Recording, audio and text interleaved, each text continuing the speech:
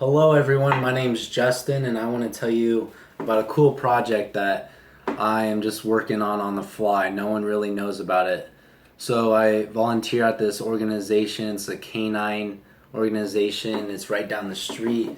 And basically I walk their dogs and I do whatever maintenance stuff they want me to do with this guy Jim. And we just move around a bunch of food. I mow the grass there, do whatever Jim, that's the maintenance guy, whatever he wants me to do. So last time he wanted me to install these crates. He wanted me to get them all together and assemble them. They all come in these small, tightly packed things. You have to break them apart, and then you have the bottom shell and the top shell. And then you have to put in the door so it opens and closes. And then you also have the bottom screw, and then you have these knobs, and you do them all the way around. You do about 10 of them or so all the way around. But you have to do all of those little pieces, all these little knobs. You have to tighten them individually, every single one. And then you can't just spin it and it'll spin all the way down. You have to turn it and then turn it and turn it. And these things are long screws. They take a long time to get them tightened all the way down. So one, it's a big waste of time for them. Luckily, I'm a volunteer, so time is okay for them. But if they're paying someone, or I could be doing something else, it'd be a lot better for them. So to improve time and not kill your fingers while doing it, I was thinking of building something. So I'm thinking about designing it on the computer and then 3D printing a part that will attach to a drill. So this is like that hexagonal shape right there.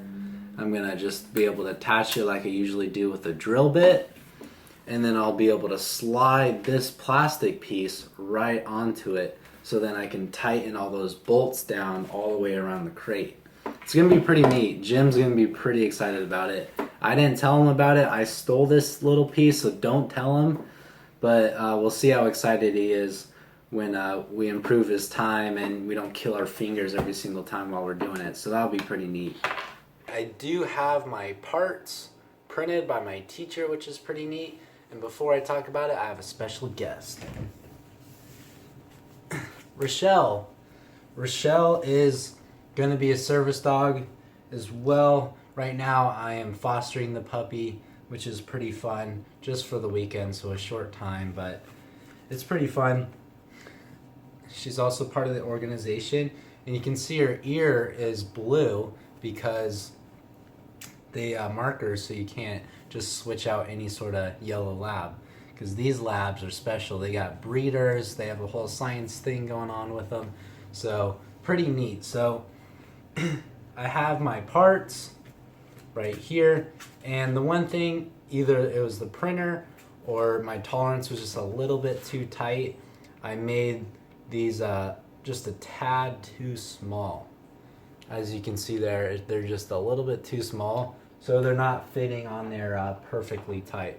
I do have my Dremel tool, and what I'm planning to do is notch the piece. So I'm gonna slide my Dremel tool right down there, and then what will happen is I just need a little bit of space. So I'm gonna be able to have a notch right there, and I'll be able to have just one of those pieces just hanging out on the side right there. So that's gonna work out perfectly, I think. I just had to put in that little notch right there, and that's gonna allow me to slide this in and out, and I'll be able to put those pieces on with my drill. So I take it out, I get one of these pieces, I slide it in, and then I'm ready to tighten it on there like this. No longer, my hands will no longer hurt by doing it.